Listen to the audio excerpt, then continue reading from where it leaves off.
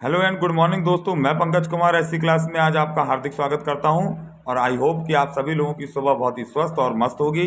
तो चलिए मेरे बच्चों, उठो लाल, अब आंखें खोलो, जीके जीएस लाया हूं, सिलेक्शन ले लो। आज का सेट पेपर नंबर 26 पढ़ेंगे और स्टार्ट करेंगे मेरे बच्चों। चलिए देर न करते हुए चलते हैं पहले प्रश्न की ओर।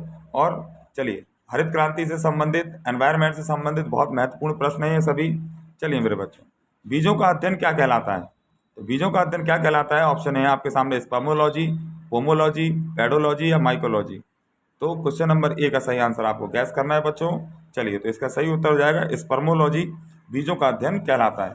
चलते हैं क्वेश्चन नंबर 2 की ओर मेरे बच्चों।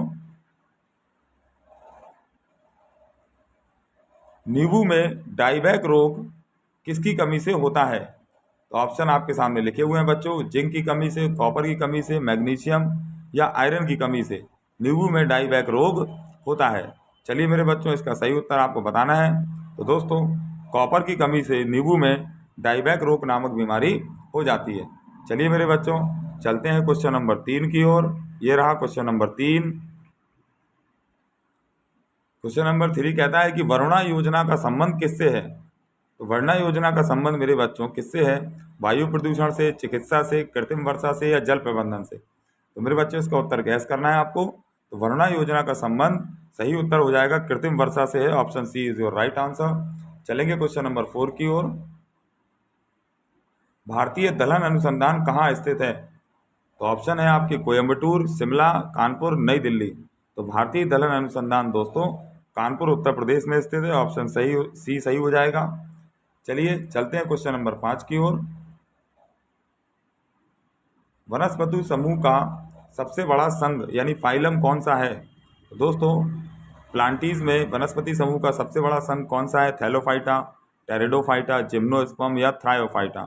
तो इसका सही उत्तर आप सभी को बताना है। तो सही हो जाएगा दोस्तों, थैलोफाइटा जो है वो वनस्पति जगत का सबसे बड़ा फाइलम या संघ है। चलिए क्वेश्चन नंबर 6 पर चलते हैं। नाबार्ड की स्थापना कब की गई? तो नाबार्ड की स्थापना कब की गई? 12 जुलाई 1984, 12 जुलाई 1982, 12 जुलाई 1972 या 12 जुलाई 1980?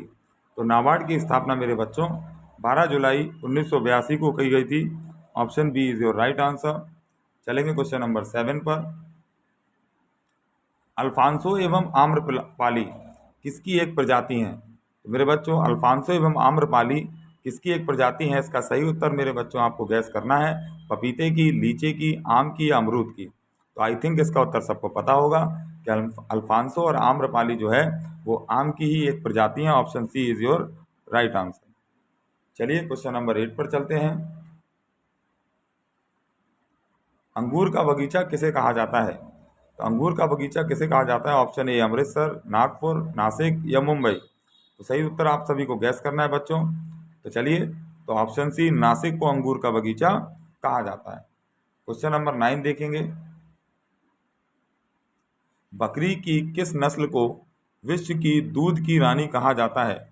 बकरी की किस नस्ल को विश्व की दूध की रानी कहा जाता है? जमुनापरी, एंग्लो नूबियन, सानेन या बर्बरी? तो क्वेश्चन नंबर 9 का सही आंसर हो जाएगा कि सानेन बकरी को विश्व की दूध की रानी कहा जाता है। चलिए क्वेश्चन नंबर 10 पर चलते हैं। भारत का अन्न भंडार किसे कहा जाता है? तो भारत का अन्न भंडार उत्तर प्रदेश को, हरियाणा को, पंजाब को या बिहार को किसको कहा जाता है मेरे बच्चों? तो पंजाब को भारत का अन्न भंडार कहा जाता है। चलिए क्वेश्चन नंबर 11 पर चलेंगे बच्चों। केंद्रीय बकरी अनुसंधान केंद्र कहाँ स्थित है? चलिए, बरेली में, कानपुर में, मखदूम में या लखनऊ में? तो केंद्रीय बकरी अनुसंधान केंद्र मेरे बच्चों सी ऑप्शन सही है, मखदूम में स्थित है। चलिए चलेंगे क्वेश्चन नंबर 12 पर।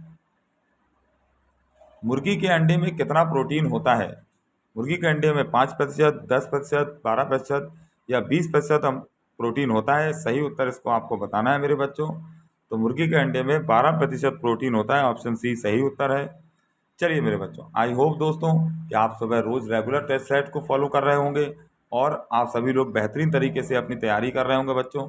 देखिए दोस्तों, एक दिन में कहीं कुछ नहीं होता है और ना ही 4 महीने में आप कुछ नहीं पढ़े और फिर 4 दिन पढ़ेंगे।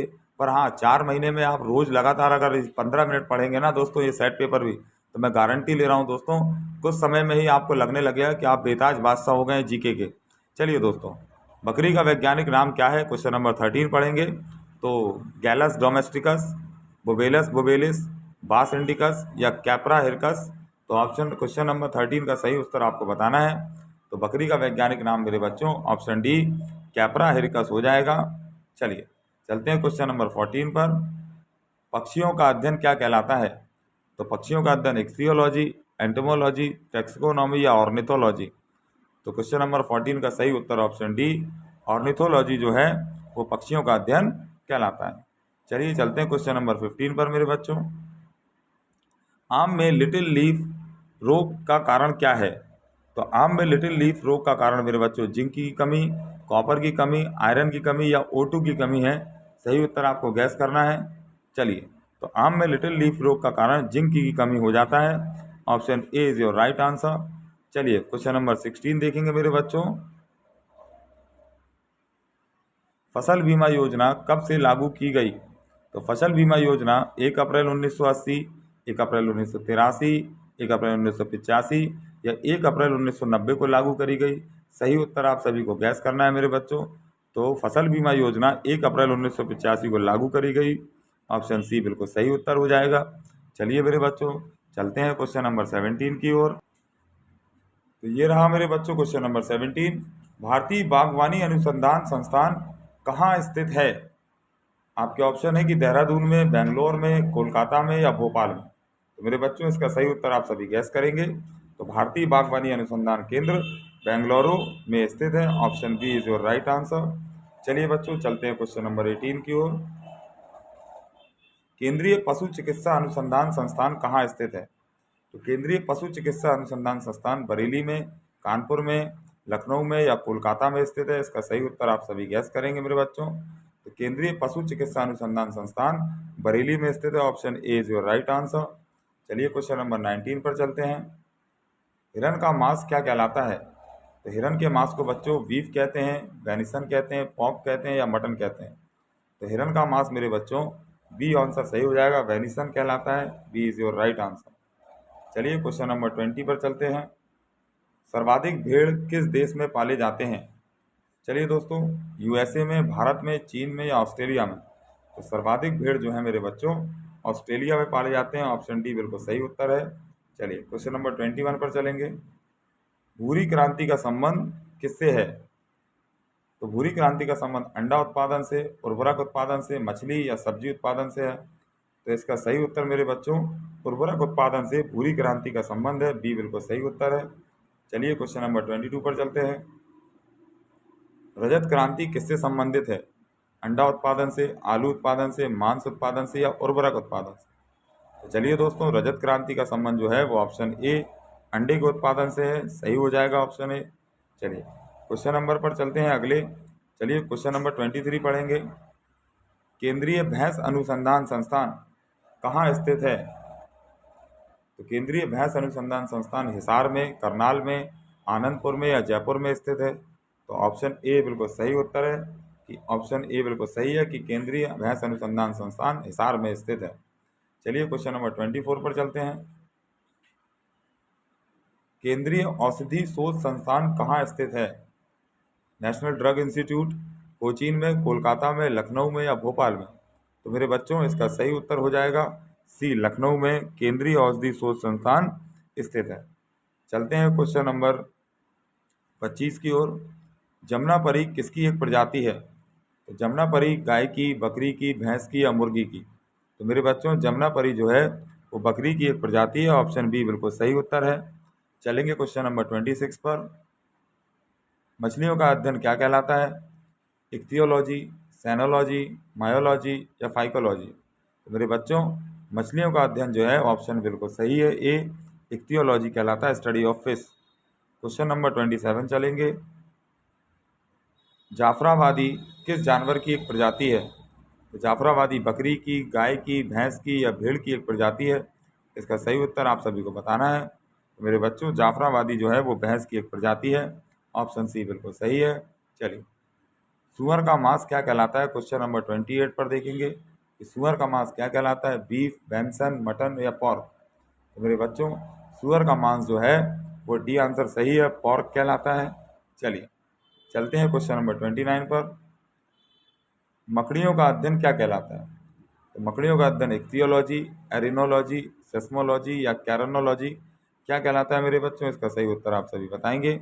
तो मकड़ियों का अध्ययन मेरे बच्चों एरिनोलॉजी कहलाता है। ऑप्शन बी बिल्कुल सही है।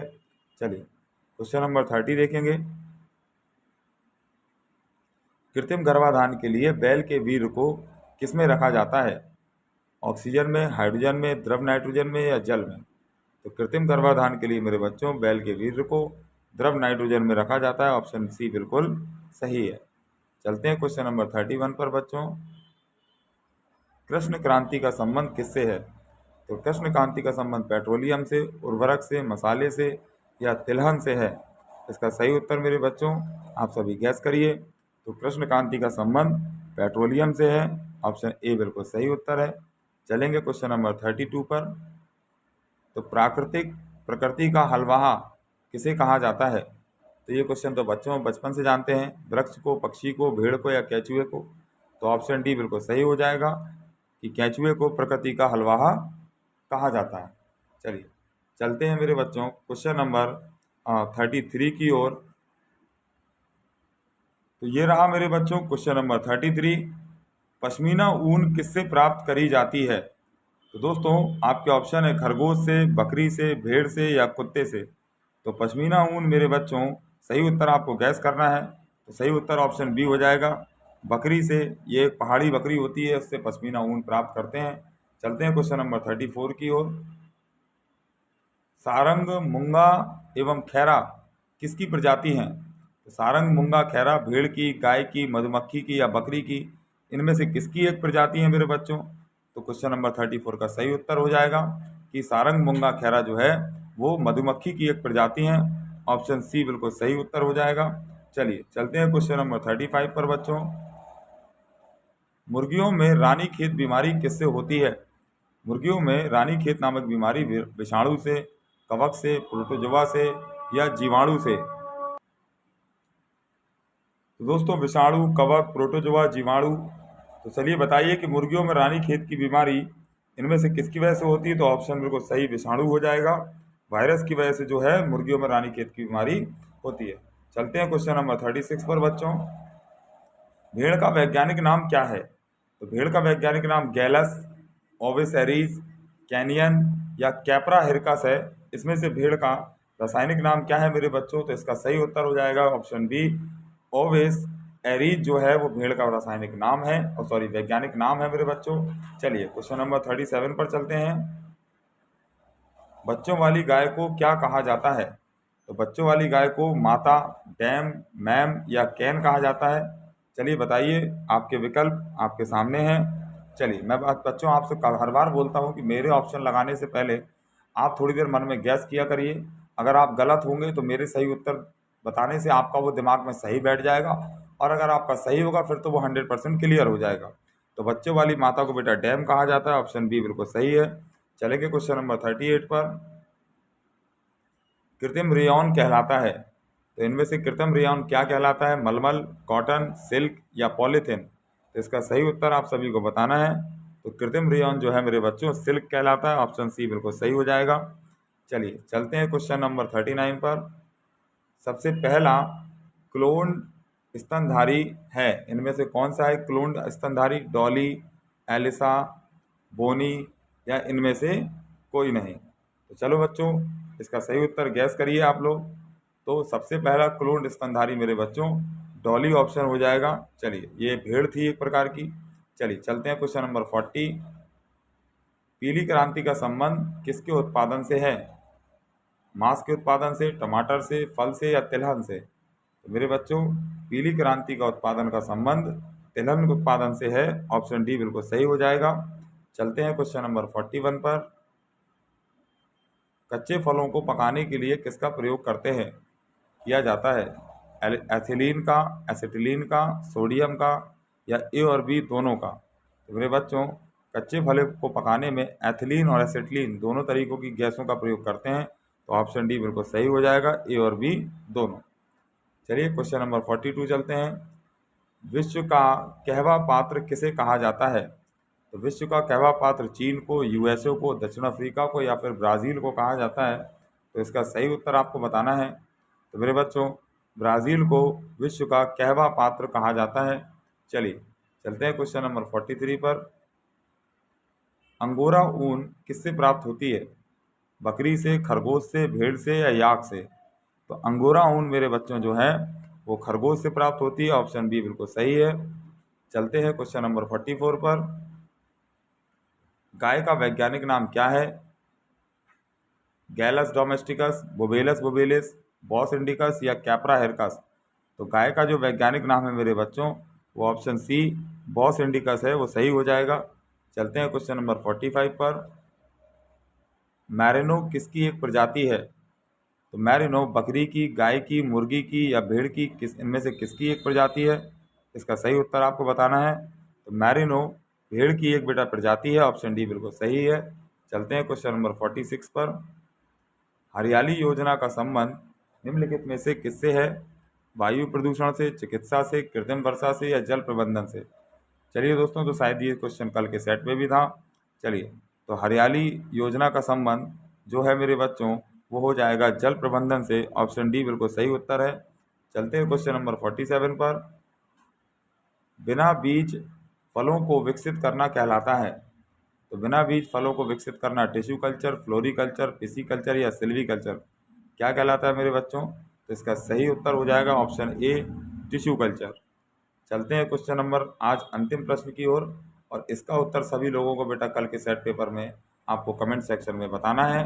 क्वेश्चन पढ़ेंगे कि भैंस का रासायनिक या भैंस का वैज्ञानिक नाम क्या है? तो गैलस डोमेस्टिकस, बोवेलस बोवेलिस या कैनिस फैमिलिरीज या कैप्रा हिरकस? तो दोस्तों, इसका सही उत्तर आपको गैस करके कमेंट सेक्शन में बताना है। उत्तर जानेंगे हम लोग कल के सेट पेपर में। चलिए चलते हैं कल के क्विज वाले क्वेश्चन की ओर, जिसको मैंने आपसे पूछा था। चलिए, तो ये रहा मेरे बच्चों कल का कुछ क्वेश्चन। हज़रत निज़ामुद्दीन औलिया दरगाह कहाँ स्थित है? तो मैंने आपको ऑप्शन दिए थे आगरा, जौनपुर, दिल्ली, हैदराबाद। आप सभी लोगों ने कमेंट में इसका आंसर बताया होगा। तो चलिए दोस्तों, देखते हैं कि किसका उत्तर बिल्कुल सही था। तो चलिए दोस्तों, हज़रत निज़ामुद्दीन औलिया दरगाह जो है वो दिल्ली में स्थित है मेरे बच्चों। इसका ऑप्शन सी बिल्कुल सही हो जाएगा। चलिए, आई होप मेरे बच्चों कि आप सभी लोग सेट को रेगुलर फॉलो कर रहे होंगे और अपनी तैयारी को बहुत ज़ोरों शोरों से चला रहे होंगे। चलिए मेरे बच्चों, ऐसी क्लास को सब्सक्राइब करें, सपोर्ट करते रहें, लाइक करें, शेयर करें। सेट आपको कैसा लगता है कमेंट में बताएं मेरे बच्चों। चलिए मिलते हैं कल एक नए सेट पेपर के साथ। Goodbye, good morning, thank you so much.